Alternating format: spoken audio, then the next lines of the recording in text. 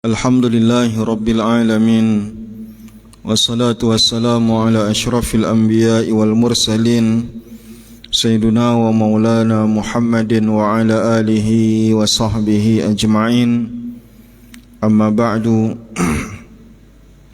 Alhamdulillah, kita puji Allah untuk semua nikmat yang Allah titipkan kepada kita.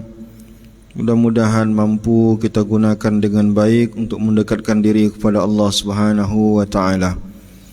Berselawat kita kepada Rasulullah sallallahu alaihi wasallam. Allahumma salli ala sayyidina Muhammad wa ala alihi wa sahbihi ajma'in. Kita lanjutkan kembali pembacaan kitab Sahih Al-Bukhari. Hari ini kita sudah sampai dalam Kitabus Salah, pembahasan besarnya, pembahasan tentang solat. Dan kita dalam pembahasan solat ini kita sudah sampai ke bab yang 24. Masih temanya tentang membicarakan tentang kalau kita lihat ini masih berbicara tentang syarat sahnya solat ya. Dan kali ini hadis yang akan kita baca adalah bab yang ke-25. Pada pertemuan sebelumnya kita sampai kepada bab 24, yaitu solat menggunakan ni'al ya. Ni'al itu apa? Ni'al itu kalau bahasa kitanya selop atau sendal. Nah, sekarang kita masuk bab yang berikutnya, yaitu babus salati fil khifafi. Bab solat menggunakan atau mengenakan khifaf. Khifaf di sini maknanya adalah khuf ya. Pembahasan tentang khuf ini dulu sudah pernah dibahas di bab dalam pembahasan taharah. Pembahasan khuf ini ada beberapa hadis yang kita baca dulu tentang khuf ini di bab taharah. Itu sudah lama sekali ya.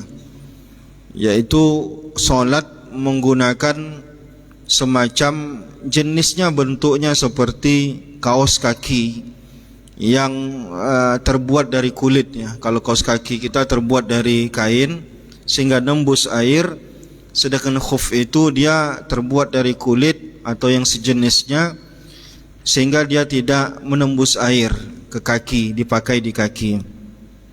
Khuf ini di tempat kita mungkin jarang, atau mungkin bisa jadi kita tak pernah menemukan orang memakai khuf ini.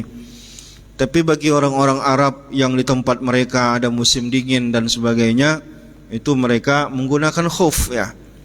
Menggunakan khuf ini ada ketentuannya. Orang yang memakai khuf dalam keadaan suci, berwudu, dia pakai khuf, maka jika batal wudunya lagi, dia tak perlu melepaskan khufnya itu, cukup mengusapkannya saja bagian permukaan daripada khufnya itu, bagian atasnya. Nah, pembahasan khuf ini sudah kita panjang lebar bahas pada pertemuan sebelum ini.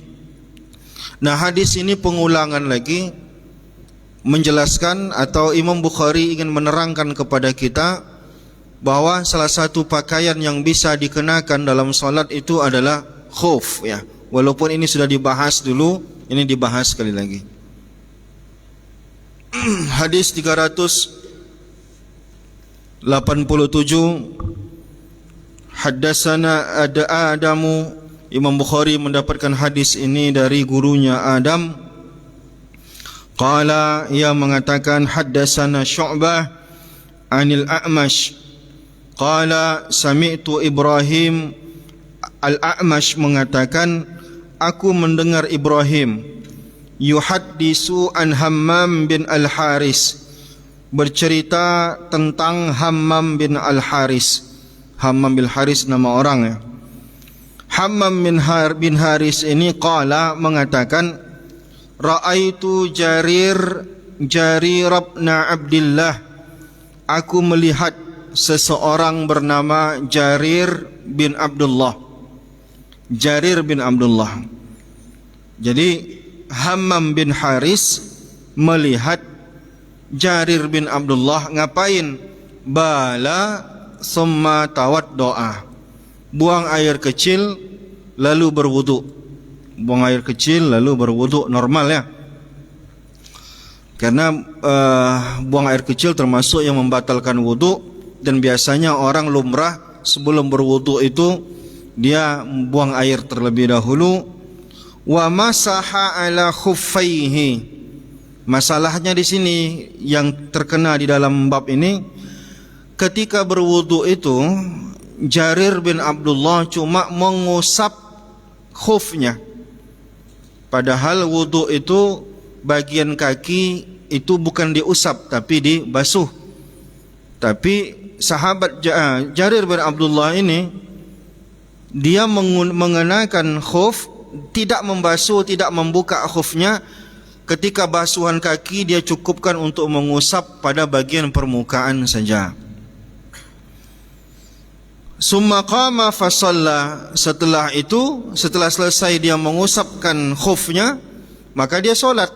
Di sini poinnya. Fasuila, maka ditanyalah kepada Jarir bin Abdullah ini. Mungkin kalau bahasa kitanya, wahai Jarir bin Abdullah, kamu berwudu, tapi tak kamu basuh kakimu, kamu cuma mengusap bagian khuf saja. Nah, ini sudah dibahas dulu. Faqala, maka apa jawaban dia? Jawaban dia di sini maksudnya adalah Jabir bin Abdullah yang mengusap khuf tadi mengatakan, ra'aitun nabiyya sallallahu alaihi wasallam sana'a misla haza. Aku melihat Nabi sallallahu alaihi wasallam melakukan ini.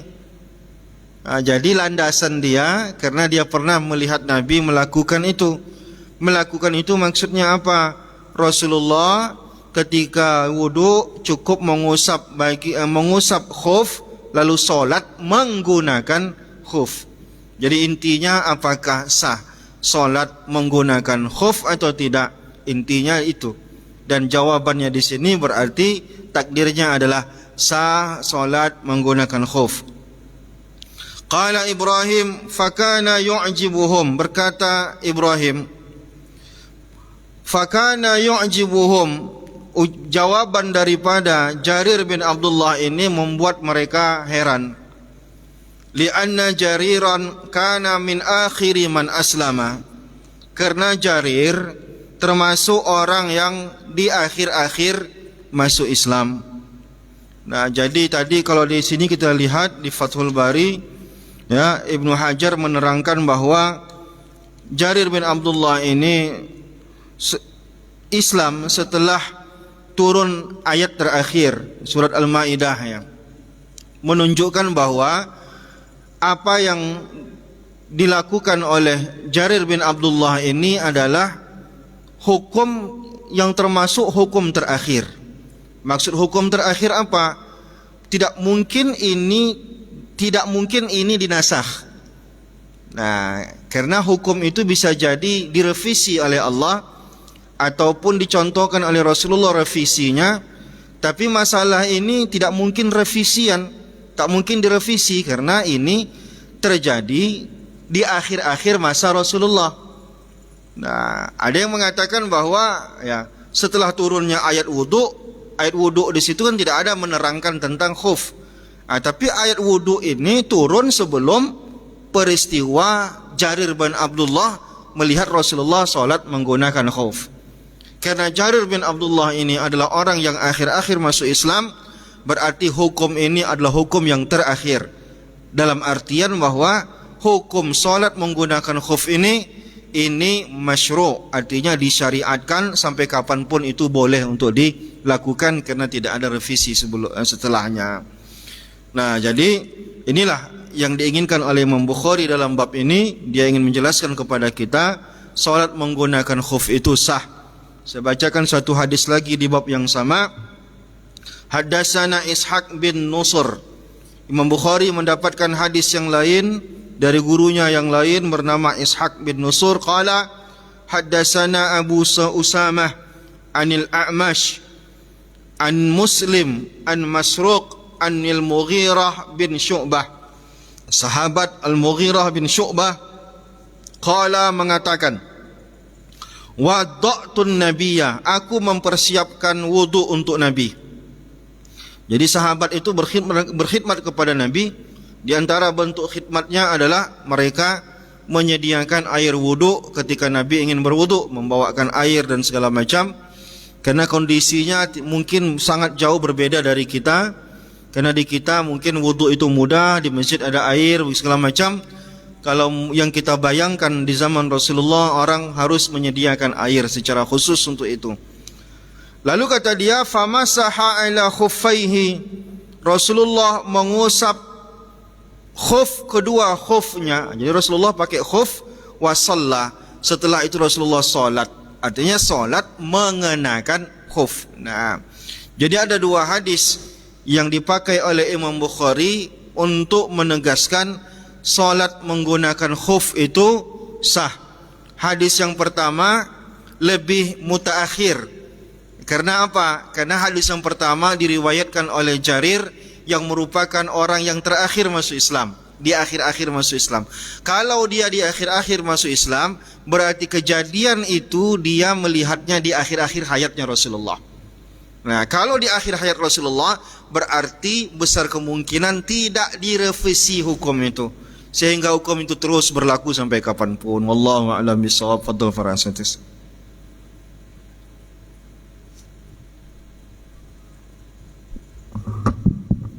Bismillahirrahmanirrahim. Alhamdulillahirabbil alamin. Allahumma shalli ala sayyidina Muhammadin. Jadi kalau kita buka pembahasan fikih, ada satu bab namanya al-mashu 'alal khuffaini, mengusap khuf. Khuf ini disyariatkan dalam Islam untuk dipakai oleh orang yang safar atau tidak safar.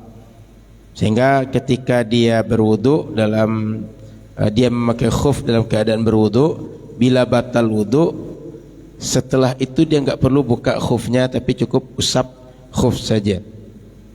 Nah, jadi khuf ini sudah dikenal dulu. Lalu bagaimana hukumnya dijelaskan oleh Islam.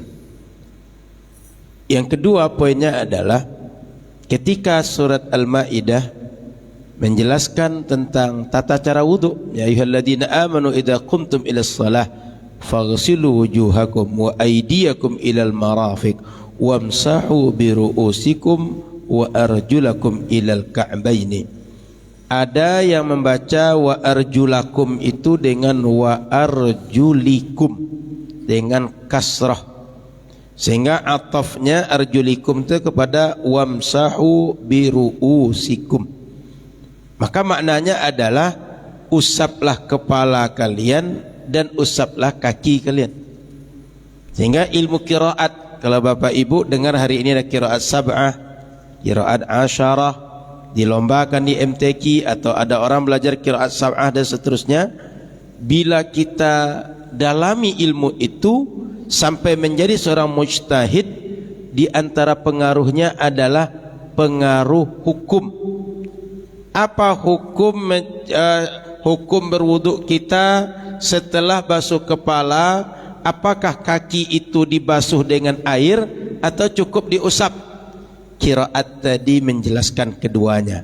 Bila dibaca dengan kasrah, maka orang mengartikan diusap saja.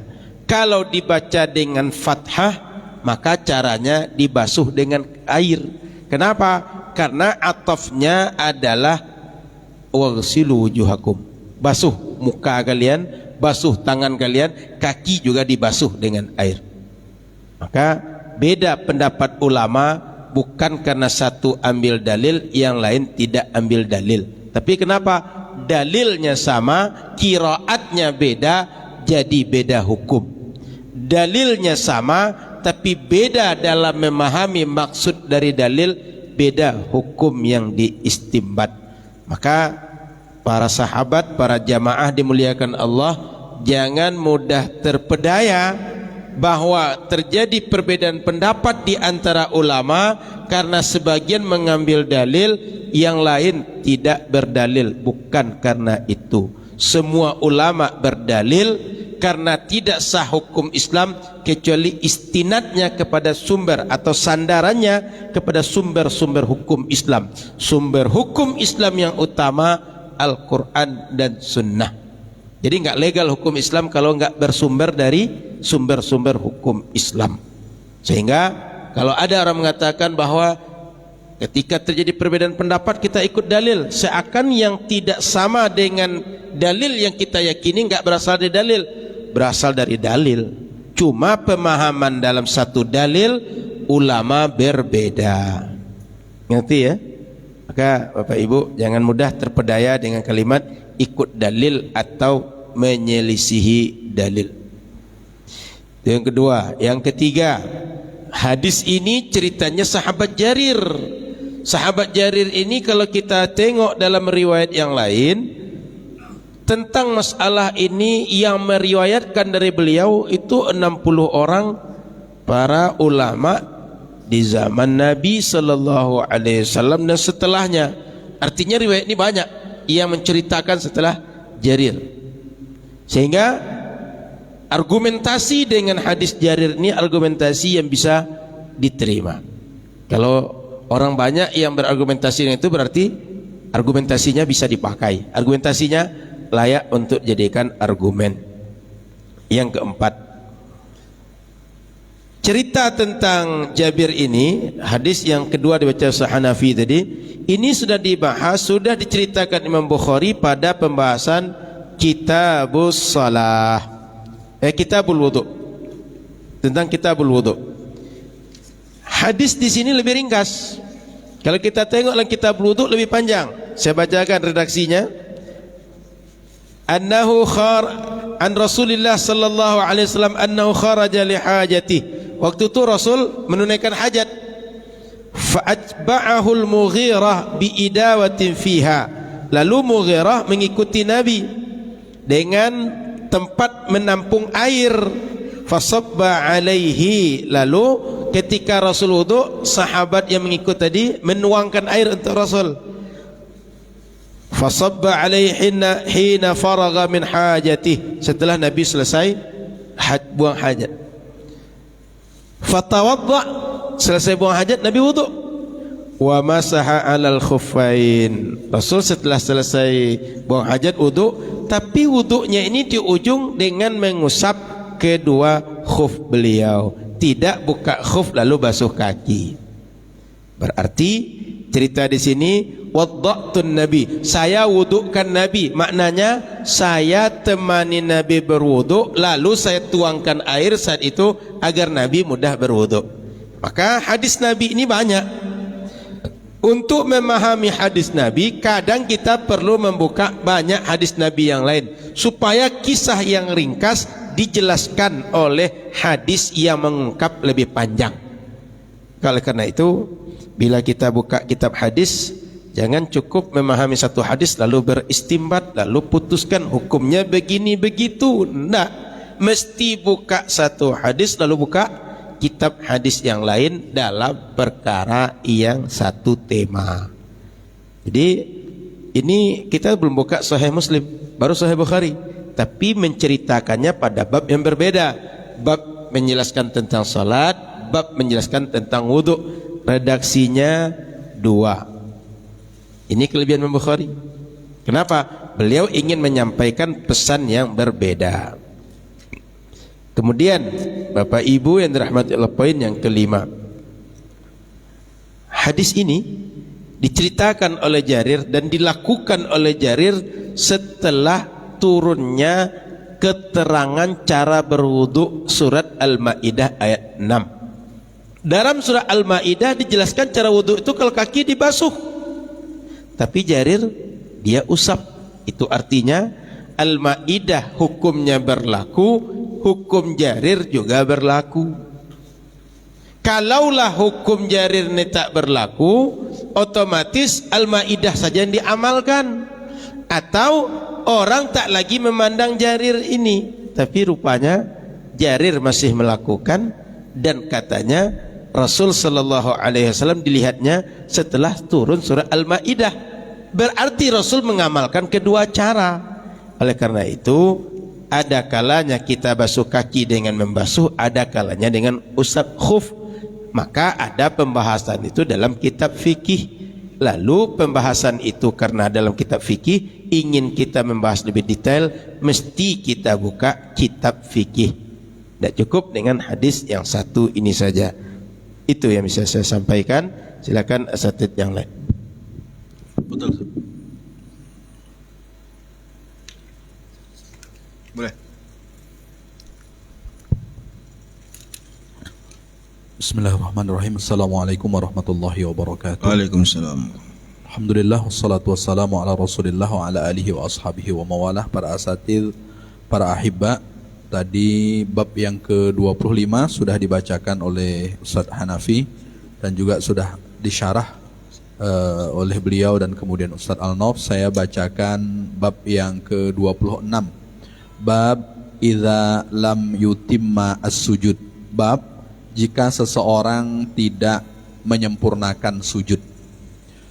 Hadis yang ke-389, wa bisanadinal muttasil ila Imamin al-Bukhari rahimahullah, ahbarana Saltu bin Muhammadin ahbarana Mahdiyun an Wasilin an Abi Wa'ilin an Hudzaifah ra'a rajulan la yutimmu ruku'ahu wala sujudahu falamma qada salatahu qala lahu Hudzaifah ma sallaita qala wa ahsabuhu qala law mutta ala ghairi sunnati Muhammadin sallallahu alaihi wasallam.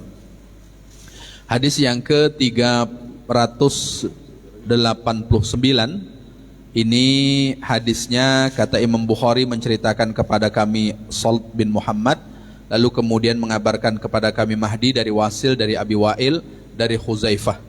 Hudzaifah salah satu di antara sahabat Rasul yang sering membersamai Rasul ketika sholat malam. Ini Sayyidina Hudzaifah. Maka Sayyidina Hudzaifah ketika melihat seseorang sholat, lalu kemudian dia tidak menyempurnakan rukuknya dan dia tidak menyempurnakan sujudnya. Saat seseorang itu selesai sholat, lalu kemudian Hudzaifah berkata kepadanya, ma shallaita, kamu belum melaksanakan sholat. Ini kata Sayyidina Hudzaifah terhadap orang yang ketika sholat belum menyempurnakan rukuk dan belum menyempurnakan sujud.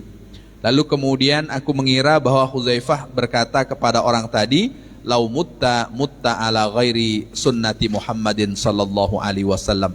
Kalaulah seandainya engkau mati, maka matimu tidak mengikuti sunnah baginda Rasulullah sallallahu alaihi wasallam, karena ketika sholat tidak menyempurnakan sujudnya, tidak menyempurnakan rukuknya. Karena sujud dan rukuk bagian sifat atau kemudian bagian rukun yang ada di dalam sholat yang kemudian tidak bisa ditinggalkan. Maka dalam riwayat yang lain mungkin kita juga sering mendengarkannya, inna aswa'an nas, orang yang paling buruk itu adalah alladzi yasriqu min salatih, orang yang mencuri dari sholatnya. Lalu para sahabat bertanya, kaifa yasriq min salatih? Rasul, bagaimana mungkin seseorang bisa mencuri dari sholatnya? Lalu kemudian Rasulullah menjawab, orang yang tidak menyempurnakan rukuk dan sujud. Nah, itu pernyataan Rasulullah. Maka Sayyidina Hudzaifah ketika melihat seseorang yang ketika sholat belum menyempurnakan rukuk dan sujudnya, maka Rasulullah mengatakan, sesungguhnya engkau belum sholat, meminta agar seseorang itu mengulang sholatnya. Itu diantara pentingnya kenapa kemudian ketika kita sholat, sunnah-sunnah yang Rasulullah ajarkan kita ikuti, supaya kalau kemudian nanti kita wafat, termasuk bagian dari orang yang wafat dalam keadaan mengikuti sunnahnya baginda Rasulullah sallallahu alaihi wasallam. Satu diantaranya adalah di dalam menyempurnakan rukuk dan kemudian menyempurnakan sujud. Lalu bagaimana sifat rukuk, bagaimana sifat sujud, tentu nanti dijelaskan di bab yang lain. Di hadis berikutnya ini membicarakan tentang bagaimana sifat sujud. Di bab yang ke-27 saya bacakan hadis berikutnya karena masih bersambung. Bab yang ke-27 itu yubdi'u dhab'aihi wa yujafi fis sujud. Bab orang yang ketika melaksanakan sholat terlihat bagian dua putih yang mengarah ke ketiak. Ini apa namanya ini? Lengan paling ujung yang menghadap ke ketiak itu terlihat. Wa yujafi fis sujud. Dan orang yang ketika sujud merenggangkan tangan sehingga tangan ini tidak dirapatkan ke badan. Jadi ketika sujud itu tangan tidak dirapatkan ke badan, lalu kemudian direnggangkan, seakan-akan terlihat bagian putih yang mengarah ke ketiak.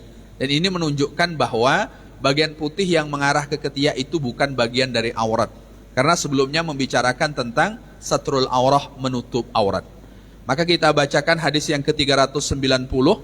Wa bisanadinal muttasil ila Imam al-Bukhari akhbarana Yahya bin Bukairin haddatsana Bakr bin Mudhar an Ja'farin an Abi Hurmuz an Abdullah bin Malik ibni Buhainah anna Nabiy sallallahu alaihi wasallam kana idza shalla farraja baina yadayhi hatta yabdu bayadu ibtayhi, bahwa dari Abdullah bin Malik bin Buhainah, dia menceritakan bahwa Rasulullah sallallahu alaihi wasallam ketika salat farraja baina yadayhi, Rasulullah sallallahu alaihi wasallam merenggangkan antara kedua tangannya sehingga ketika direnggangkan nampak bagian putih yang mengarah ke ketiak.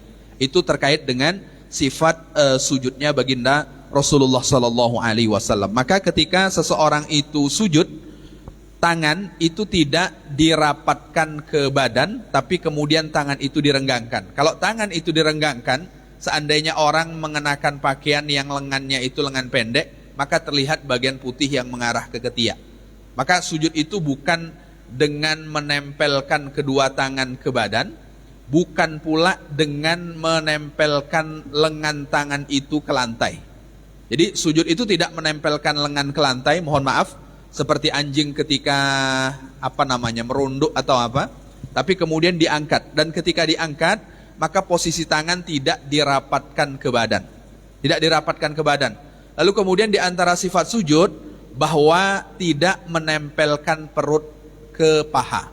Jadi antara perut dengan paha itu diberi jarak, tidak ditempelkan. Maknanya tidak menjadikan paha sebagai penopang perut. Nah itu sujud.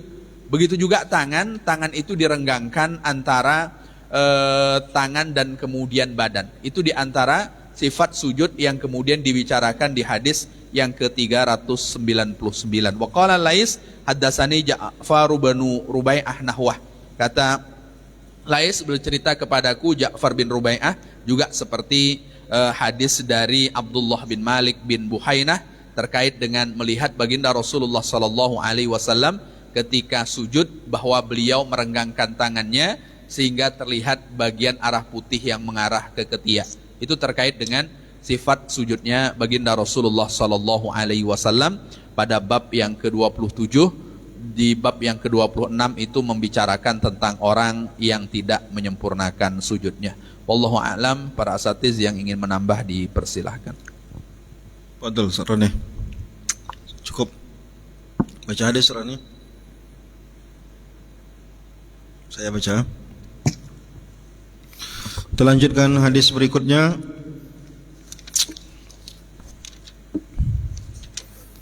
Bab yang menerangkan tentang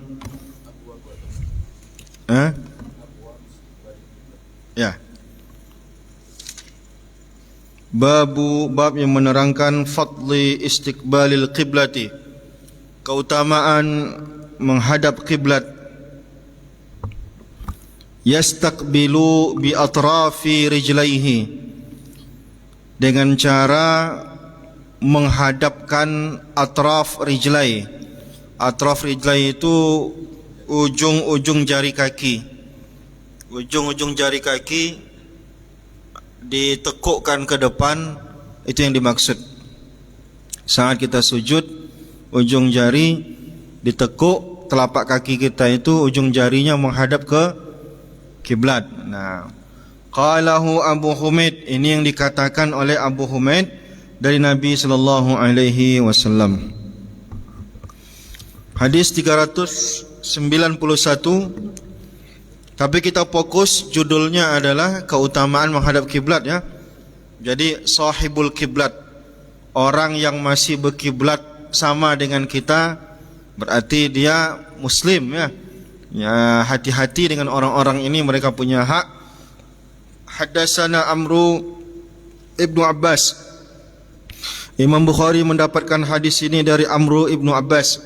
Qala haddatsana Ibnul Mahdi qala haddatsana Mansur ibnu Sa'id an Maimun bin Siyah an Anas bin Malik radhiyallahu taala anhu. Sahabat yang mendapatkan hadis ini adalah Anas bin Malik radhiyallahu taala anhu, pembantu Rasulullah sallallahu alaihi wasallam yang 10 tahun mengabdikan diri hidup membersamai Rasulullah, berkhidmat kepada Rasulullah sallallahu alaihi wasallam, sehingga Anas bin Malik ini beruntung hidup bersama Nabi dan akhirnya tampil menjadi orang yang perawakannya sangat mirip dengan Nabi, gaya-gayanya.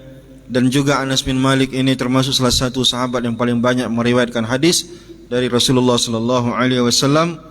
Qala Rasulullah sallallahu alaihi wasallam, Rasulullah mengatakan, man shalla salatana, barang siapa yang melaksanakan salat seperti salat kita ini, wastaqbala qiblatana, di sini poinnya, dan menghadap kiblat sama persis seperti kiblatnya kita, itu Ka'bah, wa akala zabihatana, dan memakan sembelihan kita, fazalikal muslim, maka orang itu muslim.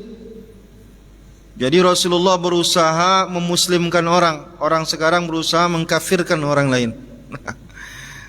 Jadi setelah kata Rasulullah, dia solat, kiblatnya masih sama kita, sembelihan kita dimakan sama dia, muslim itu.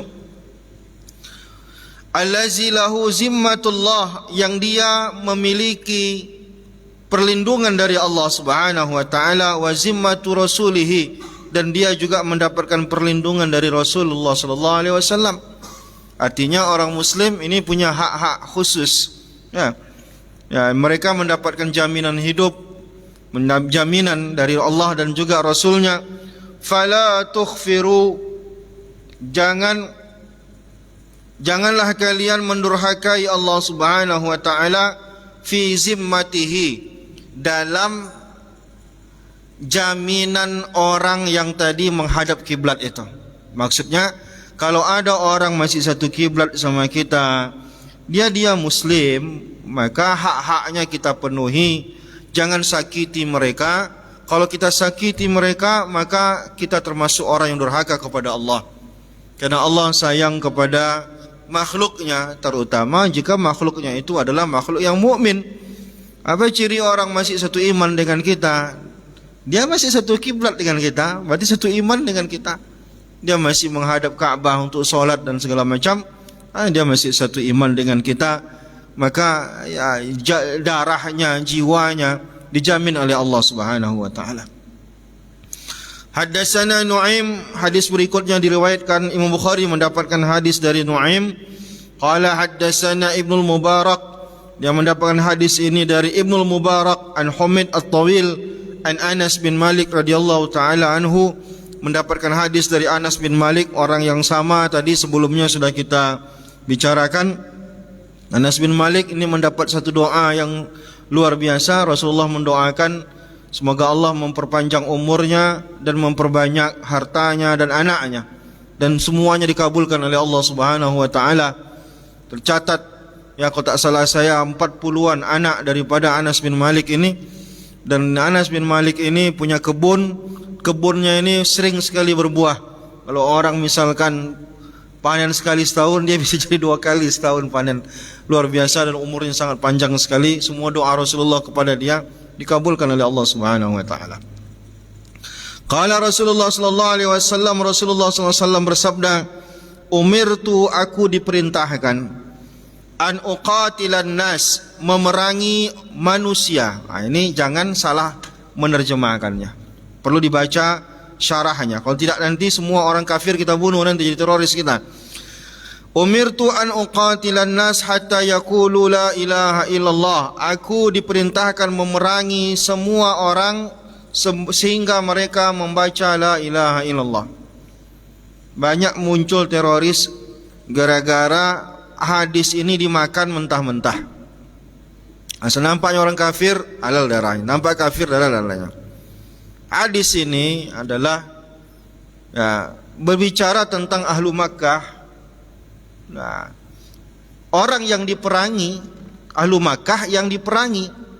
Ahlu Makkah yang memerangi orang Islam yang harus diperangi. Jadi yang diperangi itu siapa? Ya mereka yang memerangi Islam karena kekafirannya. Maka bukan berarti asalkan kafir dilibas. Tapi kafir di sini adalah kafir yang dengan kekafirannya itu dia memerangi umat Islam. Itu maksudnya. Syekh Ali Jum'ah sudah berusaha untuk menerangkan ini dalam banyak videonya. Bisa dicek nanti, karena orang banyak menganggap Islam ini kejam betul. Ya, asal jumpa orang kafir bunuh, asal jumpa orang kafir bunuh. Tidak begitu. Hadis Nabi itu dibaca syarahnya betul-betul, supaya kita jangan asal dapat hadis diamalkan. Jumpa orang kafir bunuh, jumpa orang kafir bunuh, akhirnya jadi teroris kita.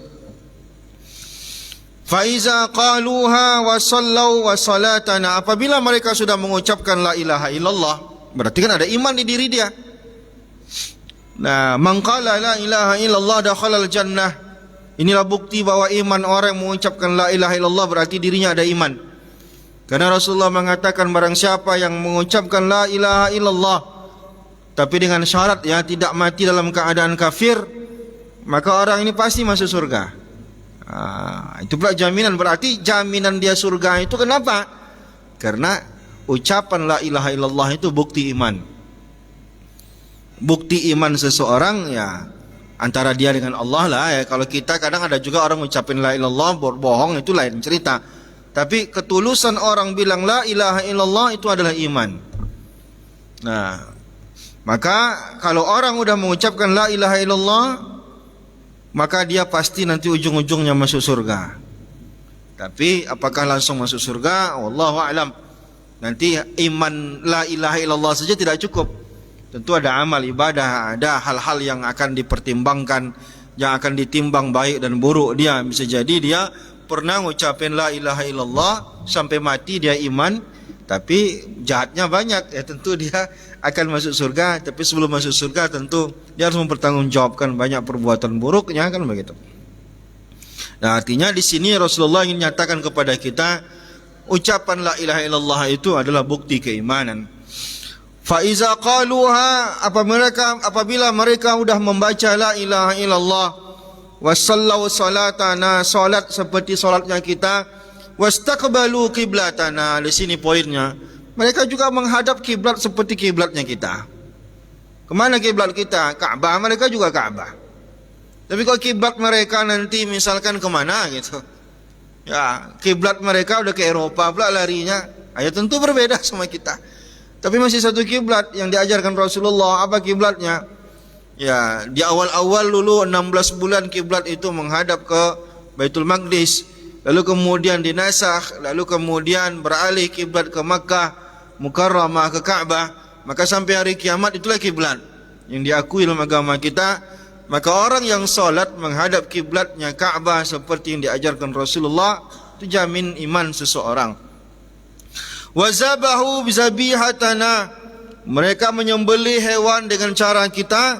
Faqad harumat alaina dima'ahum, maka haram darah mereka, maka tak boleh mereka diperangi. Nah, mereka bukan golongan yang diperangi. Jadi kafir itu ada kafir yang diperangi, namanya kafir harbi, ada kafir zimmi, ada kafir muahadah, banyak macam-macam kafir itu. Tak semua kafir diperangi. Nah, ada memang kafir yang diperangi, yaitu kafir yang memerangi kita, kita perangi lagi.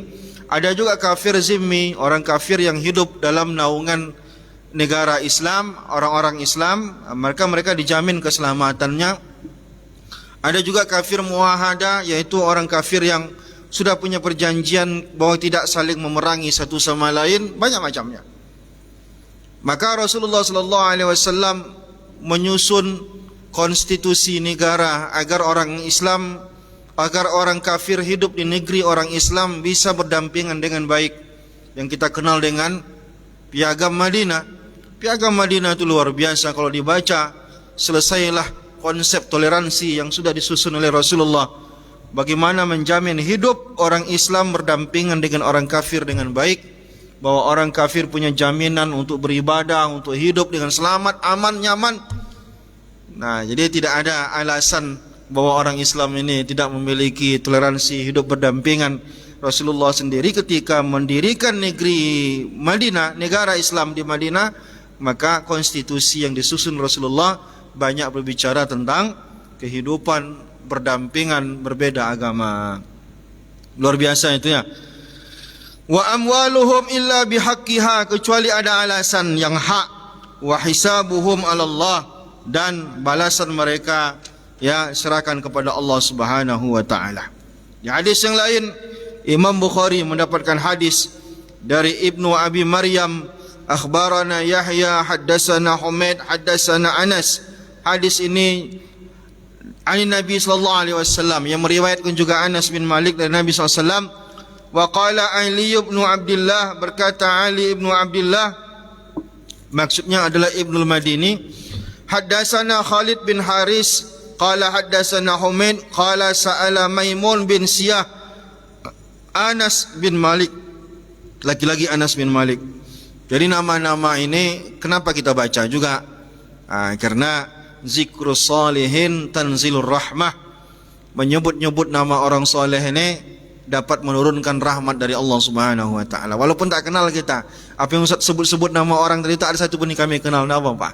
Kita jamin mereka orang soleh, mereka adalah perawi hadis. Perawi hadis ini terseleksi dengan sangat ketat. Itu dia. Perawi hadis yang diambil hadis dari dia itu sangat ketat seleksi kesolehannya. Kalau mereka dikenal sebagai orang yang pernah bohong saja, itu enggak akan diambil hadis dari mereka. Maka nama-nama yang sudah ada tercantum ini, kita jamin ini orang soleh semuanya. Karena mereka diseleksi ingatannya. Ya, ingatannya tidak boleh ingatan yang buruk. Kalau dia punya ingatan buruk, berarti dia bisa hadisnya turun derajat menjadi dhaif. Maka orang-orang yang disebutkan namanya di dalam hadis-hadis, sanad-sanad hadis ini orang soleh ini, enggak pernah berbohong.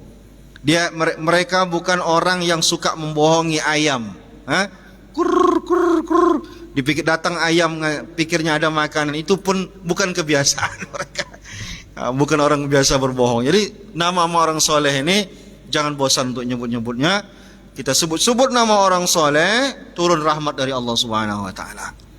Jadi kalau ada majlis nyebut-nyebut nama orang soleh, kita ikut sebut nama orang soleh atau mendengar dengan baik, walaupun tak kenal, dengar saja. InsyaAllah rahmat Allah, kasih sayang Allah akan mencucur kepada kita yang hadir-hadir ini. Maka senang nyebut-nyebut nama orang soleh ini. Nah, qala ya Aba Hamzah, Anas bin Malik mengatakan, ya Aba Hamzah. Aba Hamzah ini ya orang ini adalah kunyah ya. Ma yuharrimu damal abdi wa malah, apa yang mengharamkan darah seorang hamba dan hartanya. Maksudnya apa yang membuat harta seseorang dan jiwa seseorang terjaga. Maksudnya dia enggak boleh diperangi. Kalau dia di pihak musuh enggak boleh diperangi. Faqala man syahida an la ilaha illallah, orang yang bersyahadat itu darah dan hartanya terjaga. Wastaqbala qiblatana, mereka juga berkiblat dengan kiblatnya kita. Wa shalla salatana, salatnya sama dengan salat kita. Wa akala zabihatana, dan memakan sembelihan kita. Memakan sembelihan ini penting ya, maksud memakan sembelihan di sini ya karena sembelihan itu nanti akan mempengaruhi halal atau tidaknya makanan. Karena menyembelih itu juga nanti di situ ada menyembelih karena Allah, menyebut nama Allah Subhanahu wa taala. Jika hal-hal ini ada pada diri seseorang, fahuwal muslim, maka orang itu muslim. Nah, maka kalau dia kiblatnya berbeda dengan kiblat kita, meyakini kiblat selain daripada Ka'bah, nah, maka ini bisa terganggu keislamannya, bisa rusak keislamannya. Lahu ma lil muslim wa alaihi ma 'alal muslim. Mereka punya hak-hak terhadap sesama muslim dan lainnya. Baik, jadi di sini salah satu syarat sahnya solat itu adalah menghadap kiblat. Bagi orang yang mampu untuk menghadap kiblat, maka tidak sah solatnya jika dia tidak menghadap kiblat. Walaupun nanti secara detail dalam fikih ya dijelaskan, Ada hal-hal di mana orang tak bisa menghadap kiblat. Misal dia berada di tengah hutan yang tidak ada petunjuknya, maka dia solat, dia berijtihad dulu, kira-kira kemungkinan besar kiblat arah mana. Mungkin ada isyarat-isyarat yang bisa dia dapatkan. Hari ini mungkin ada kompas yang bisa di-download di HP untuk minimal, walaupun tidak akurat, tapi minimal dekat-dekat dikit, timbang tidak sama sekali, ya begitulah. Tapi percaya kepada aplikasi HP secara keseluruhan juga tidak boleh, karena aplikasi itu tidak bisa bertanggung jawab kalau salah, begitu ya. Itu cuma sifatnya alat bantu saja, ya. Jadi kalau seandainya pergi ke masjid orang, kita buka aplikasi HP kita, rupanya beda, ikut mana? Ikut aplikasi HP kita apa ikut kiblat di situ? Ikutlah kiblat yang udah ada di situ, karena itu ada penanggung jawabnya. Di HP itu siapa yang akan bertanggung jawab di situ? HP itu tidak akan masuk surga, akan masuk neraka dia. Nah, jadi begitu dia. Masalah kiblat ini penting. Banyak masjid-masjid yang bolak-balik ganti kiblat. Kadang bergeser, lain pengurusnya bergeser lagi, lain pengurusnya bergeser lagi dia. Gara-gara salah dalam menunjuk orang, menganggap semua orang berhak untuk menentukan mana arah kiblat. Datang nanti penelitian dari universitas apa misalkan, oh Pak, ini hasil penelitian kami, clear Bapak ini salah. Oh iya Pak, ayo kita ganti mereng di situ. Nanti datang lagi penelitian dari tempat lain, ini salah nih kiblat ini Pak, ganti lagi mereng lagi. 1 tahun 6 kali ganti kiblat. Padahal sudah ada yang bertanggung jawab di situ. Di Kemenak itu kan udah ada yang ditunjuk oleh pemerintah secara resmi, itulah yang diikuti. Panggillah kalau memang mau bangun masjid ataupun mungkin terasa agak berbeda, panggil, minta tinjau ulang sama ulil amri. Ulil amri di situ siapa yang mewakili? Itulah yang sudah ditunjuk di Kemenak itu. Ya, jadi apapun kata mereka ikuti. Penelitian-penelitian orang-orang yang tidak di bawah ulil amri, maka nanti kita siapa yang bertanggung jawab. Begitu dia. Kiblat ini penting ya. Walaupun nanti kita tak pas betul. Ada saat-saat memang kita tidak bisa hadap kiblat. Misalkan apa? Ya kita dalam sholat dalam keadaan dalam bis misalkan. Bis itu nak mau dia berhenti. Sholat subuh tidak berhenti dia. Tak bisa dijamak subuh itu. Mungkin supirnya agamanya beda, lalu kemudian dia tidak mau berhenti karena mau cepat. Daripada kita bertengkar sama dia, ya sholatlah dalam bis itu. Nah, sholat dalam bis itu tidak mungkin kita memastikan di mana kiblat. Dia per detik bisa berbelok. Maka itu ada uzur namanya ya. Tapi kalau tidak ada uzur, maka wajib menghadap kiblat dan tidak sah salat jika tidak menghadap kiblat. Wallahu a'lam. Tafadhal.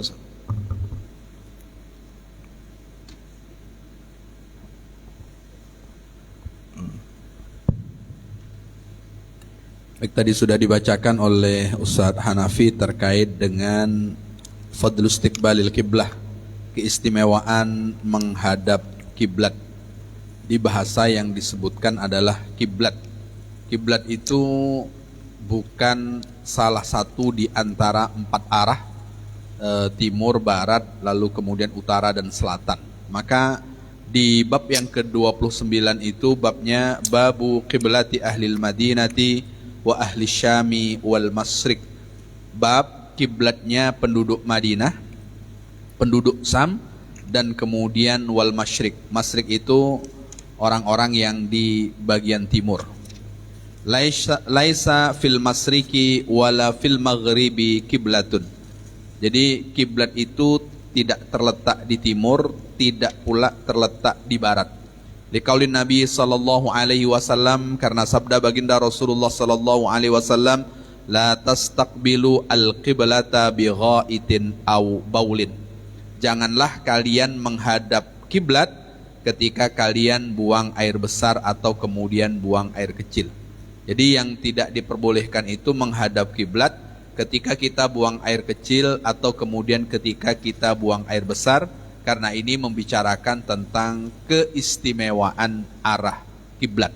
Maka jangan menghadap ke arah kiblat ketika kita buang air kecil atau kemudian ketika kita buang air besar. Walakin syarriku aw gharrabu. Tapi kata Rasulullah, hendaklah kalian menghadap timur atau kemudian menghadap barat. Kalau kita, ketika kita buang air besar atau buang air kecil menghadap barat, kira-kira mengarah ke kiblat atau tidak? Kalau kita buang air kecil, kita menghadap ke barat, itu kira-kira mengarah ke kiblat atau tidak? Tentu jawabannya mengarah ke kiblat. Maka hadis Rasulullah ini tak bisa langsung dipahami secara tekstual. Loh, boleh kok dalam hadis Rasulullah kalau buang air kecil itu hendaklah menghadap ke timur atau kemudian menghadap ke barat. Maka hadis ini nanti yang dibicarakan adalah terkait dengan kiblatnya penduduk Madinah. Ini penduduk Madinah ini yang dibicarakan. Lalu kemudian penduduk Sam dan kemudian penduduk yang tinggal di arah timur. Maka yang menarik yang disebutkan di sini, kenapa 3 ini saja, tidak disebutkan yang lain. Karena penduduk Madinah, penduduk Sam itu kalau secara arah kan sebetulnya tidak mengarah ke barat seperti orang yang tinggal di bagian timur yang mengarah ke barat ketika sholat. Ketika sholat, lalu kemudian karena kemuliaan kiblat itu kita tidak boleh mengarah ke sana. Lalu kemudian rahasianya kenapa Imam Bukhari menyebutkan hal ini? Maka yang dimaksud oleh Imam Bukhari itu adalah kiblatnya penduduk Madinah dan kemudian penduduk Sam. Madinah dengan Sam. Lalu kalau kemudian kiblatnya orang yang bertinggal, yang berdomisili di bagian timur, tentu arahnya ke barat, tapi bukan bermakna bahwa kiblat itu adalah barat, tapi mengarah ke barat. Itu yang dimaksudkan. Sehingga di antara rahasianya lagi, kenapa kemudian yang disebutkan masyrik dalam bab ini yang disebutkan oleh Rasulullah, karena ternyata aktsarul ardil makmurah, bagian arah timur itu termasuk bagian dari daerah tempat yang dimana lebih banyak orang yang memakmurkan bumi, maknusluknya orang-orang yang menyembah Allah Subhanahu wa taala, dibanding kemudian yang ke arah barat. Karena yang ke arah barat ini diantara rahasianya, wali anna biladal Islam fi jihad di maghribi syamsi qalilah, dan negara-negara Islam yang di arah bagian barat, mana ini? Bagian barat itu hitungannya lebih sedikit dibanding kemudian bagian timur. Maka yang disebutkan di dalam bab ini adalah kiblatnya ahli Madinah, ahli Syam dengan kemudian ahli Masyrik. Karena kemuliaan kiblat itu tadi, maka seseorang ketika buang air kecil atau kemudian buang air besar tidak diperbolehkan menghadap ke kiblat. Tapi kemana menghadapnya? Kata Rasulullah, menghadaplah ke timur atau menghadap ke barat. Jadi kalau kita di bagian timur tentu semakin bingung, karena yang dimaksudkan oleh baginda Rasulullah itu adalah untuk penduduk Madinah dan kemudian penduduk Sam. Jadi secara arah mereka tidak mengarah ke, kalau mereka menghadap ke barat itu maknanya bahwa mereka tidak mengarah ke kiblat bagi penduduk di tempat yang bersangkutan. Nah, tapi kalau kita menghadap ke barat, justru itu kan mengarah ke kiblat. Nah, kalau kita tentu tidak seperti itu. Itu yang dimaksudkan di dalam bab yang ke-29. Lalu saya bacakan hadisnya yang ke-394. Wa bisanadina al-muttasil ila Imam al-Bukhari, haddatsana Ali bin Abdullah qala haddatsana Sufyan qala haddatsana Az-Zuhri an Atha ibni Yazid an Abi Ayyub al-Ansari anna Nabiyya sallallahu alaihi wasallam, sesungguhnya baginda Rasulullah sallallahu alaihi wasallam bersabda, idza ataitumul ghaita fala tastaqbilu al-qiblah wala tastadbiruha. Kata baginda Rasulullah, ketika kalian datang ke tempat buang air kecil atau buang air besar, maka janganlah kalian menghadap ke kiblat atau kemudian membelakangi kiblat. Walakin syarriku aw gharrabu, kata Rasulullah, akan tetapi menghadaplah ke timur atau kemudian menghadaplah ke barat. Menghadap ke timur atau ke barat. Ini kan sebetulnya tambah sulit bagi orang yang ada di daerah timur seperti kita.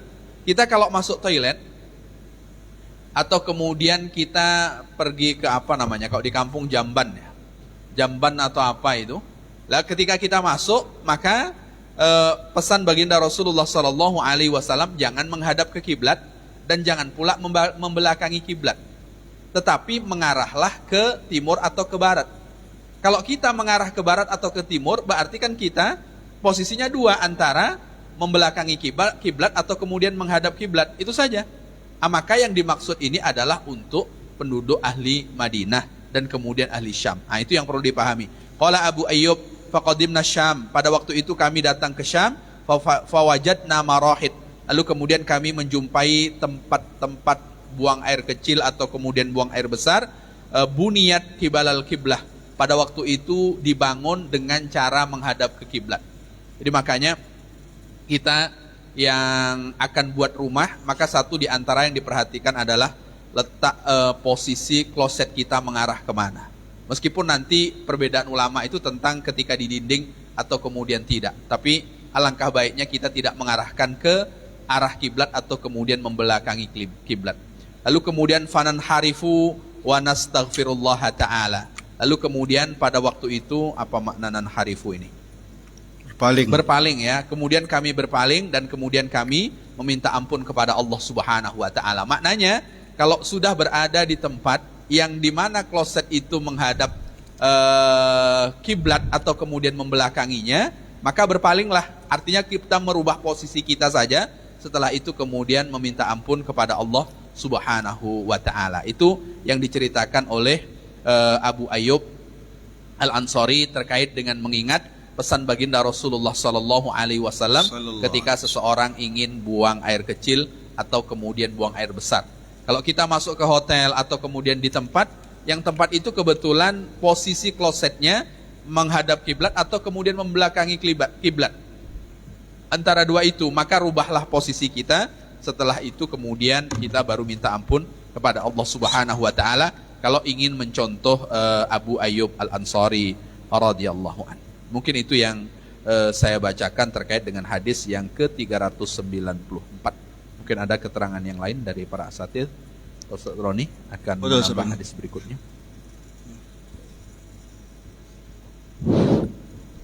Assalamualaikum warahmatullahi wabarakatuh. Asatidz yang kita muliakan dan sahabat-sahabat semua yang kami muliakan.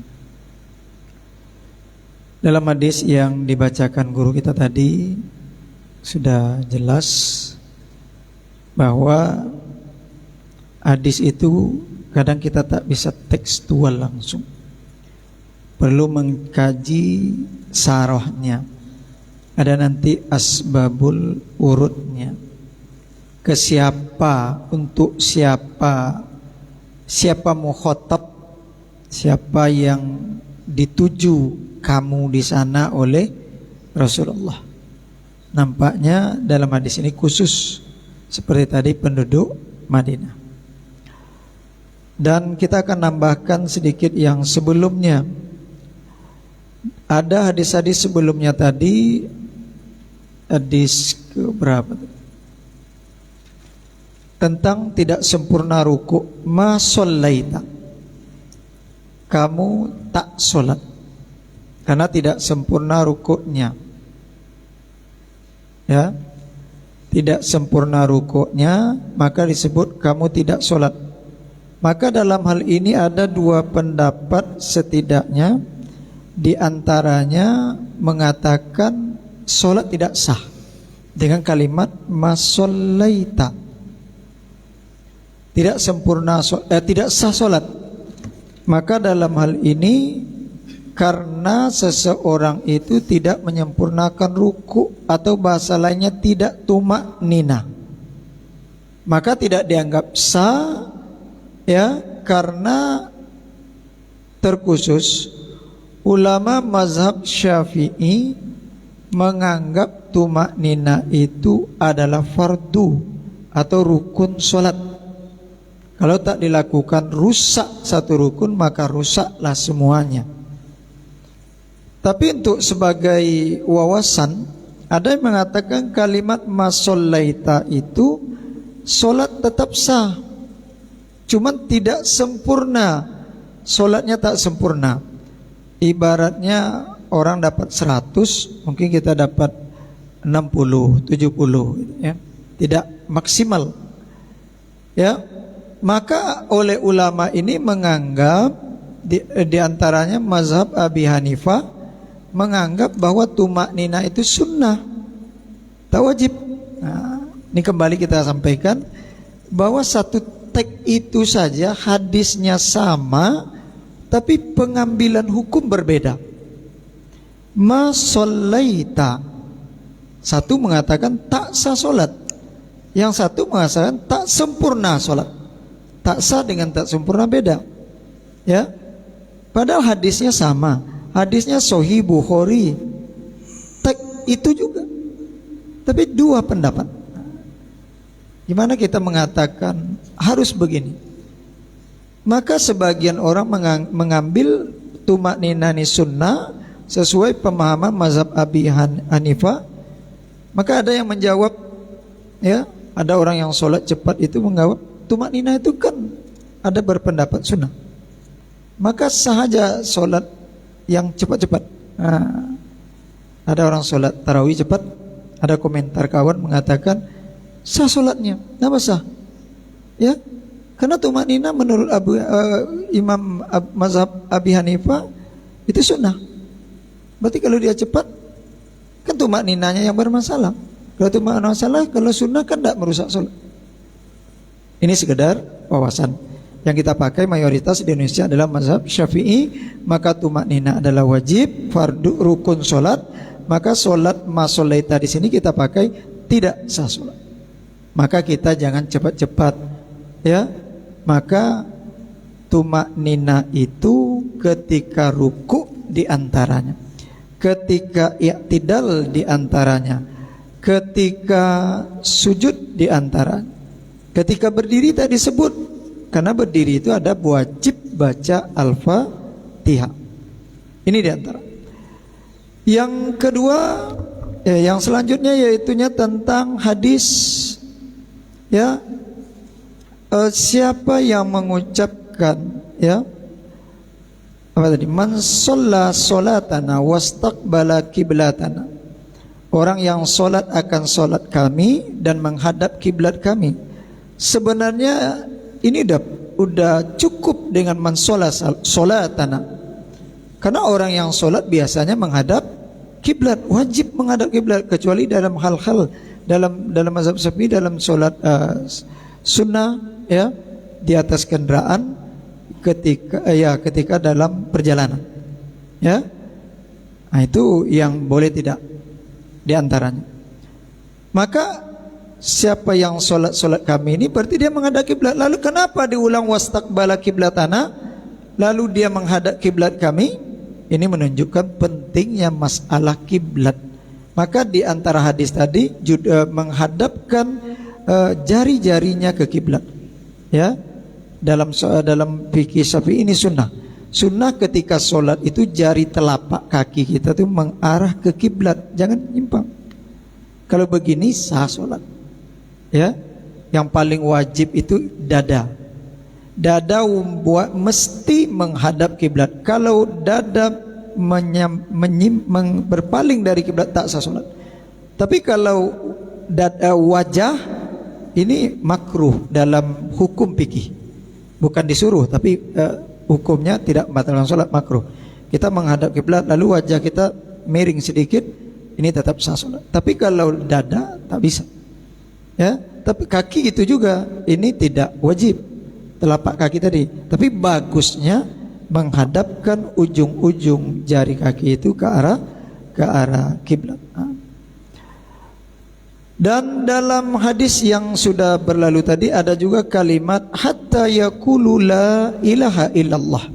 Disebutkan sehingga mereka mengucapkan la ilaha illallah. Di sini diringkas namanya. Disebutkan la ilaha illallah, ya, tapi tidak disebutkan Muhammadur Rasulullah, karena sudah cukup, ya, dah paham. Ketika orang masuk Islam itu la ilaha illallah, asyhadu an la ilaha illallah, asyhadu anna Muhammadar Rasulullah.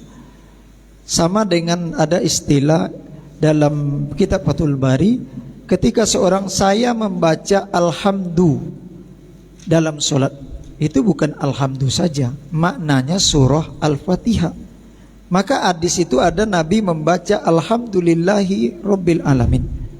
Maka kata ulama mazhab Syafi'i bukan berarti Nabi tak baca basmalah, tapi alhamdulillah rabbil alamin di sana adalah maksudnya Nabi kemudian membaca suratul Fatihah yang di dalamnya ada basmalah. Tapi sebagian menganggap itu langsung alhamdulillah rabbil alamin. Ini disebutkan la ilaha illallah. Dan hadis ini menunjukkan kepada kita bahwa mereka dianggap muslim. Manusia ini adalah zohirnya yang nampak. Apa yang nampak, ya, itulah hukum yang berlaku padanya. Kalau kita tengok solat, maka dia berarti seorang muslim. Ya, dia mengucapkan 2 kalimat syahadat, berarti dia sudah muslim. Ya, hukum itu yang zohir, fikih itu yang nampak. Kalau tidak nampak, tidak kena hukum. Ya, maka ketika seorang sahabat Rasulullah dalam perjalanan perang ketemu dengan seorang orang kafir, kalau tak salah itu Usamah. Ya, sahabat Nabi bernama Usamah. Ya, lalu ada orang kafir ini sudah dekat dengan Usamah, ya, sahabat Nabi Usamah. Lalu cepat-cepat mengucapkan la ilaha illallah. Buru-buru, terdesak. Menurut Usama, dia ini menjaga diri aja. Tetap dia dibunuh. Tapi setelah berita ini sampai kepada Rasulullah, Rasulullah kecewa, marah. Ya, karena dia sudah mengucapkan la ilaha illallah. Maka zohirnya, ya, orang itu zohirnya. Jangan kita terlalu jauh menduga-duga. Ya. Kadang-kadang orang majang foto kita langsung syirik. Tidak boleh. Ya. Kembali kepada hukum foto itu sendiri ulama beda. Karena di masa Nabi tak ada foto. Ya. Kenapa kita terlalu cepat menuduh si anu syirik karena majang foto? Tidak boleh. Sedangkan ini mengucapkan dia Islam, ya, sedang ini kafir mengucapkan la ilaha illallah, ya, dibunuh, marah Nabi.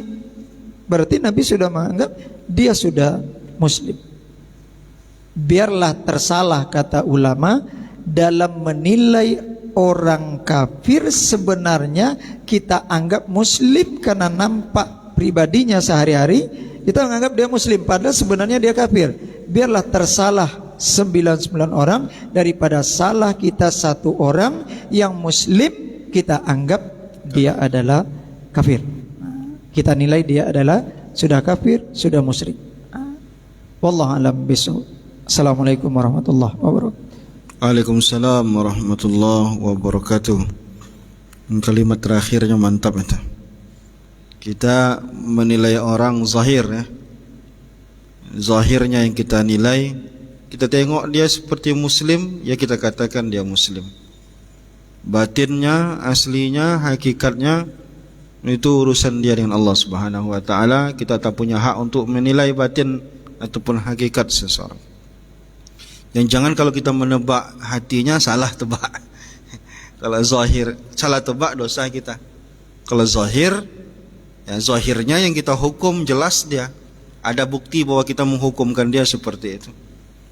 Orang sekarang yang udah soleh, wali, itu pun dikafir-kafirkan. Auzubillah, summa auzubillah. Baik, kita cukupkan hadisnya. Jika ada diskusi silakan, kalau tidak ada kita sudahi. Malam ini tak banyak asatis yang bisa hadir.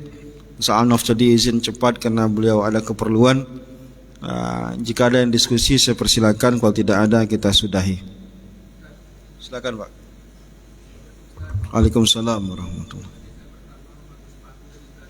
Iya Pak.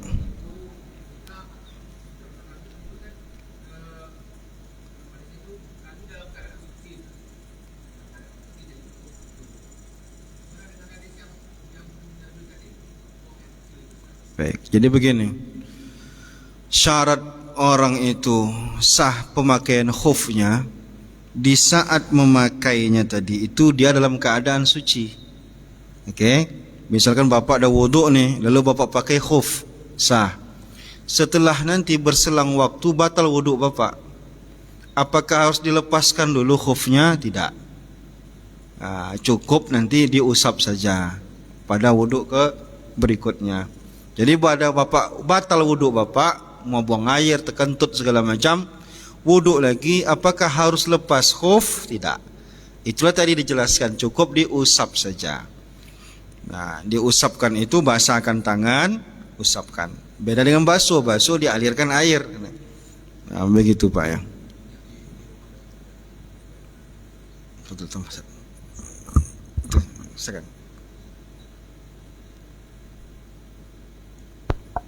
Sedikit menambah terkait dengan khuf tadi. Dari orang kalau tidak melakukan perjalanan itu batasan waktunya 1 hari 1 malam. Artinya kalau kita di rumah saja, pas kebetulan musim hujan, Batas waktu. lalu kemudian batas waktu itu berlaku 1 hari 1 malam. Jadi kalau kita sudah berwudu, lalu kemudian kita pakai khuf, itu 24 jam sejak kita berwudu berikutnya tadi, Boleh itu tak berlakunya, itu boleh. Meskipun kita tidak dalam perjalanan. Kalau dalam perjalanan itu salah satu ayamin walayalihinna, itu maknanya 3 hari 3 malam. Hanya itu batasannya. Jadi kalau lebih dari itu berarti mengulang seperti kita memakai dari awal. Harus dicopot. Nah, harus dicopot, Sampai- lalu berwuduk lagi, baru kemudian pakai lagi. Hitung lagi baru lagi. Itu baru lagi. Baik. Jadi kalau udah 1 hari 1 malam, lanjut aja lah, nggak bisa. Ya, lepaskan khufnya. Nanti ulang lagi, wuduk Bapak lagi, pakai lagi. Setelah itu hitung lagi 1 hari lagi. Kalau dalam perjalanan dia 3 hari itu kalau bahasa kita expirednya pemakaian tadi itu. Baik, ada lagi? Terakhir silakan. Salam. Kiblat.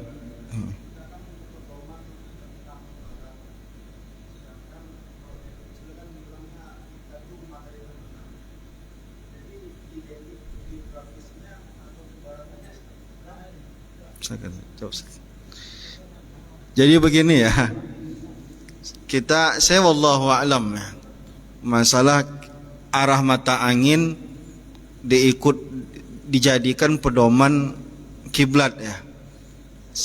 Karena sebenarnya begini ya, pertama kan mata angin ini kan Rasulullah sendiri tak menyebutkan bahwa ikutilah arah timur atau arah barat atau arah selatan sebagai arah kiblat itu. Cuman kadang kebiasaan kita melihat ke sana arah matahari sejajar dengan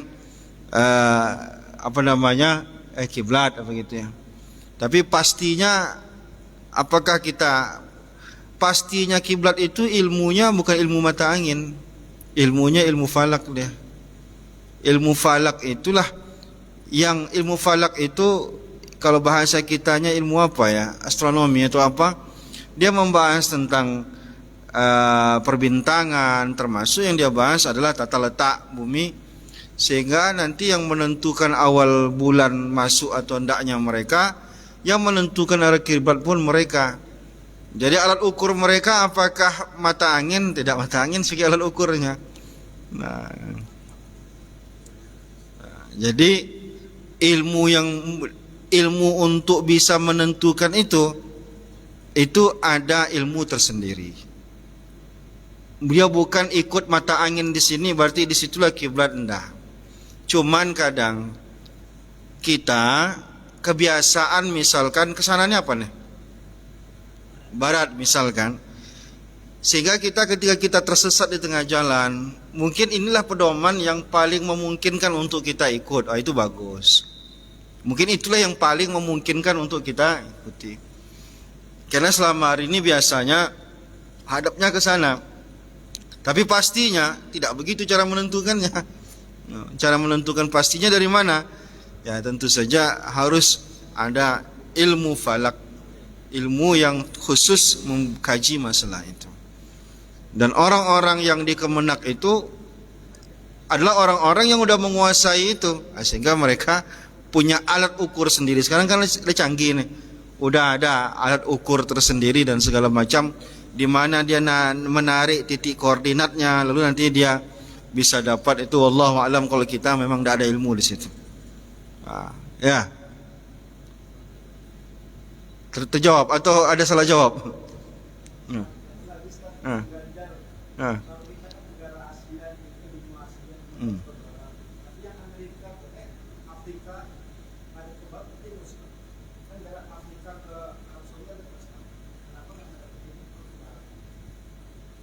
Apanya nih? Sholatnya?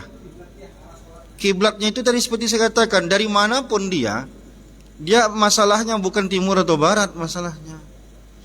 Nah, masalahnya ini Ka'bah di mana posisinya? Karena kita bukan menghadap timur atau barat sholat, enggak. Tapi sholat itu menghadap ke Ka'bah. Apakah posisi Ka'bah kita di timur atau posisi Ka'bah sedang di barat kita? Di mana posisi kita? Disitulah Ka'bah. Berbeda posisi kita. Misalkan nih kita nih Ka'bah sisi 4 nih, kita sebelah sana. Bisa jadi posisi kita tidak di timurnya Ka'bah, di baratnya Ka'bah. Nah, jadi masalahnya bukan mata angin ya, tapi masalahnya adalah ini Ka'bah sedang posisinya di mana. Tentu orang Amerika nanti berbeda dengan orang yang Asia ya, tentang letak Ka'bah itu. Tadi Ka'bah di mana posisi sekarang? Di Mekah kan? Nah, orang yang di sana Mekah dengan orang yang di sini Mekah tentu berbeda Ka'bah dia, arah mata anginnya. Ini Ka'bah nih, tengah-tengah nih, peta 4. Orang di sini menghadapnya kemari, orang di sini ngadapnya kemari. Orang di sini ngadapnya sini, tak mungkin orang ini ngadapnya ke sana, enggak Ka'bah berarti dihadapi sama dia. Nah, jadi yang dicari itu adalah mana Ka'bahnya, bukan arah mata anginnya ya. Nah, begitulah, wallahu a'lam bishawab. Dah cukup? Nah. Waalaikumsalam warahmatullahi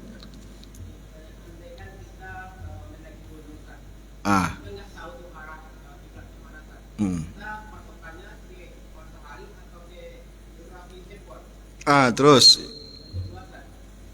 Soroni jawab nanti. Ya. Ya.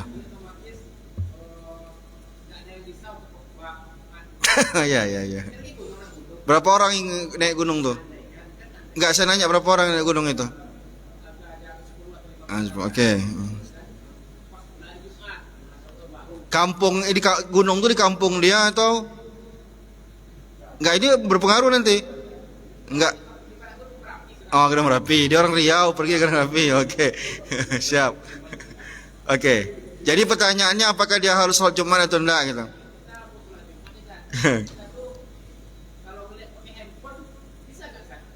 Oh gitu, jadi live gitu ya. Siap.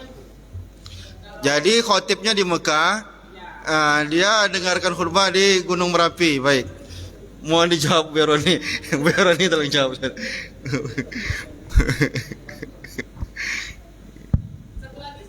Dua nanti lupa orang yang ngomong.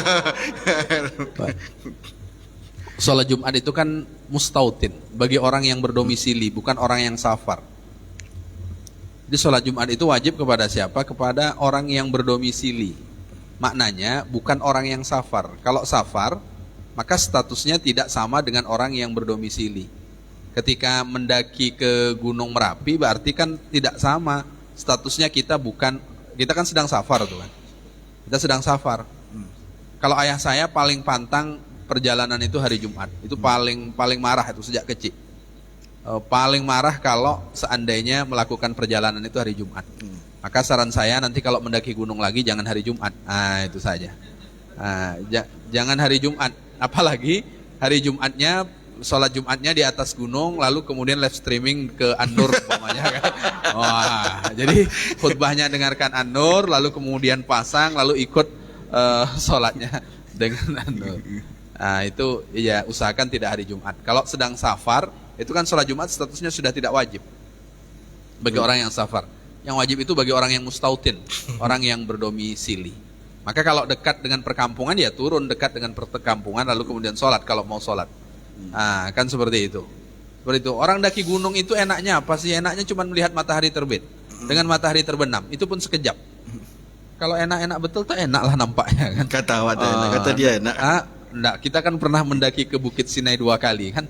Jadi ketika nengok matahari terbit itu ya sebentar enaknya, memang nikmat. Tapi nikmatnya itu tidak lama. Maka jangan sampai menikmati sesuatu tapi meninggalkan kewajiban. Nah, itu jangan sampai. Meskipun Rasulullah pernah mengatakan kepada Abi Sa'id Al-Khudri radhiyallahu an, ketika Rasulullah itu pernah mengajak Abi Sa'id Al-Khudri melihat matahari terbenam. Tapi bukan berarti meninggalkan sholat maghrib, cuman untuk bertanya, atadri aina tadhhab, wahai Abu Sa'id, apakah engkau tahu kemana perginya matahari? Itu pertanyaan Rasulullah Sallallahu Alaihi Wasallam. Maka kalau mendaki gunung jangan sampai meninggalkan sholat. Itulah intinya. Lalu kemudian ketika kita di atas itu mengikuti arah matahari atau kemudian mengikuti kompas. Kalau saran saya sih mengikuti kompas saja. Karena matahari ini kan dia bergeser sesuai dengan perputaran bulan. Dia kadang agak ini, kadang sini, lalu kemudian kadang miring ini kan. Coba tengoklah rumah kita, lalu kemudian kalau menghadap barat atau menghadap timur, perhatikanlah matahari antara bulan dengan bulan berikutnya itu pasti ada pergeseran. Maka kompas sajalah. Karena memang di sini ini kan Rasulullah kan tidak menyebutkan arah. Jadi Rasulullah itu ketika sholat ya kiblat. Kalau kemudian ingin buang air kecil atau buang air besar ya silahkan menghadap barat atau kemudian timur, kata Rasulullah.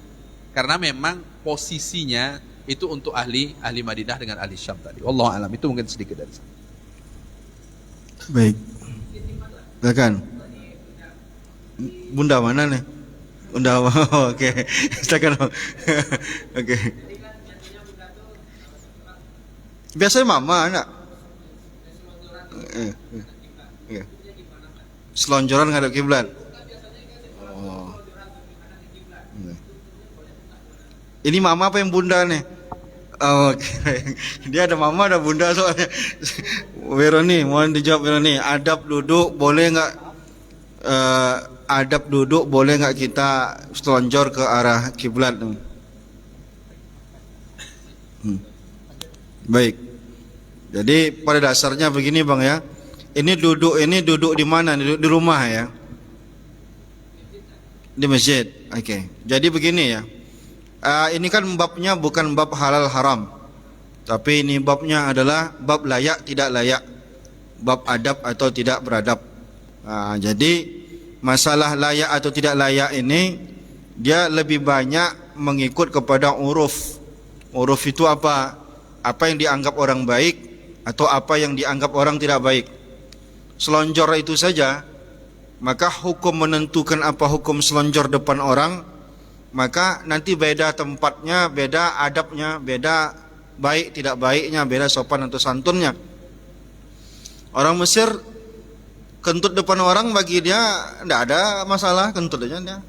Nah, cuman kalau kita sendawa depan dia aib bagi dia. Di situ ada sopan santun yang berbeda. Ya, kita jongkok di tepi jalan itu ya, biasa aja. Tapi orang Arab nengok kita jongkok di tepi jalan itu aib betul sama dia. Macam tak ada sopan segala macam. Ini kembali nanti kepada layak atau tidak layak pandangan orang dan segala macam. Masjid tentu saja nanti juga berkaitan dengan pandangan baik atau tidaknya. Maka secara umum orang tidak ada yang tua depan kita dan segala macam. Kita cuma kebetulan duduk dan kita menyandar, lalu karena capek kaki kita luruskan kaki kita, maka tidak ada halal haram di sana. Tapi itu bicara masalah layak atau tidak layaknya menurut kita. Di situ kembalinya. Ya boleh itu boleh saja, tidak ada masalah. Tidak ada keharaman di sana. Bang ya. Cuma nanti kalau kita melihat yang tak pantas di mata orang itu tak pantas di mata Allah Subhanahu wa taala. Ma ra'ahu bihil muslim hasanun fahuwa indallahi hasanun wa ma ra'ahu bihi muslim hasanan fahuwa indallahi sayyan fahuwa indallahi sayyun. Yang di mata orang-orang itu tidak baik, tidak layak, maka di mata Allah juga tidak layak. Nah, sekarang posisi selonjor di masjid mungkin ada ketidaklayakan di situ sedikit. Maka alangkah lebih baiknya mungkin kita mengatur posisi yang menurut kita lebih aman. Karena selonjor itu sendiri kadang di mata orang itu tidak baik. Nah, apalagi nanti mungkin ada ketidaklayakan di situ. Silakan Ustaz, ada teksnya di situ. Yang dilarangnya mungkin secara hukum mungkin tidak. Karena ketika kita sholat tidur berbaring, ya tak mampu kita berdiri duduk, tak mampu duduk tidur. Maka ketika tidur itu kan kepala kita kayak kasur di rumah sakit itu bisa ditinggikan sedikit, kaki kita kan ke kiblat. Selonjor ke kiblat. Iya, selonjor ke kiblat. Dalam sholat disuruh gitu. Paham? Kita sholat dan tidur, kepalanya ditinggikan sedikit, kayak apalagi rumah sakit bisa di setel tempat tidur, kaki kita ke arah kiblat. Ya. Maka secara fikihnya itu tidak ada masalah, tidak apa-apa. Dan sedikit tambahan yang tadi di atas gunung tadi. Ya, selain dia bukan mustautin atau dia disebut musafir, musafir ini dalam perjalanan ini tak wajib dia Jumat, tetapi kalau dia ikut sah Jumatnya. Ya, apalagi ketika dia musafir di atas gunung. Kalau kita mengkaji ke mazhab Syafi'i, selain dia musafir, dia tak cukup juga. Berapa orang tadinya? 10, 15. Mazhab Syafi'i itu 40. Bahkan dalam satu tempat itu, dalam fikih Syafi'i itu, kalau di daerah itu ada 40 orang laki-laki yang wajib sholat, tapi di masjid masih 20 orang, disarankan untuk menunggu dulu sampai orang kira-kira waktu hampir habis, nanti tidak juga datang baru sholat. Sholat bisa jadi sholat zuhur aja nanti. Nah, itu. Yang terpenting di atas gunung tadi, tujuan itu perjalanan ini ada hukumnya, nanti ada mubah, ada sunnah, ada makruh dan lain-lain. Itu tergantung niat dalam perjalanan. Cuma di atas gunung ini yang perlu kita perhatikan, kalau kita naik gunung, air untuk beruduk. Nah, ini yang paling penting. Kita sering memperhatikan air untuk minum, tapi air untuk beruduk kadang-kadang tidak ada. Tidak ada, ya, apalagi udah sampai di puncak itu, ya cadas lah, ya, itulah khawatir gitu, ya. Banyak orang kadang-kadang ya agak terlalaikan air minum penting, air tak beruduk tak dipersiapkan. Nah, itu tambahan sedikit. Ini terkait dengan menselonjorkan kaki ke arah kiblat, apa namanya? Ya pokoknya mengarahkan kaki ke depan. Di dalam mazhab Hanabilah wal Hanafiyah itu hukumnya makruh karena takziman li baitillah, karena mengagungkan baitillah. Jadi kalau kita arahkan kaki kita ke Baitullah, ke kiblat, itu hukumnya makruh karena mengagungkannya. Lalu kemudian di dalam kitab Tabyinil Haqa'iq li Zailai itu hukumnya juga makruh. Maddur rijli ilal kiblati wa ilal mushaf wa ila kutubil fikhi. Kita mengarahkan kaki kita ke kiblat, lalu kemudian ke mushaf, bahkan ke buku-buku fikih, itu hukumnya makruh.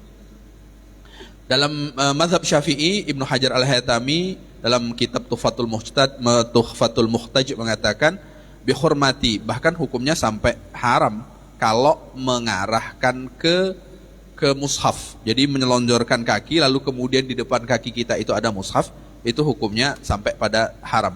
Faqad yuqalu inal Ka'bah mithlah. Lalu kemudian Ka'bah juga hukumnya seperti mushaf terkait dengan kemuliaannya. Itu di dalam beberapa pendapat yang saya bacakan tadi. Wallahu a'lam. Baik, cukup. Terima kasih. Ya, sudah kita cukupkan. Subhanakallahumma bihamdika asyhadu an la ilaha illa anta astaghfiruka wa atubu ilaik.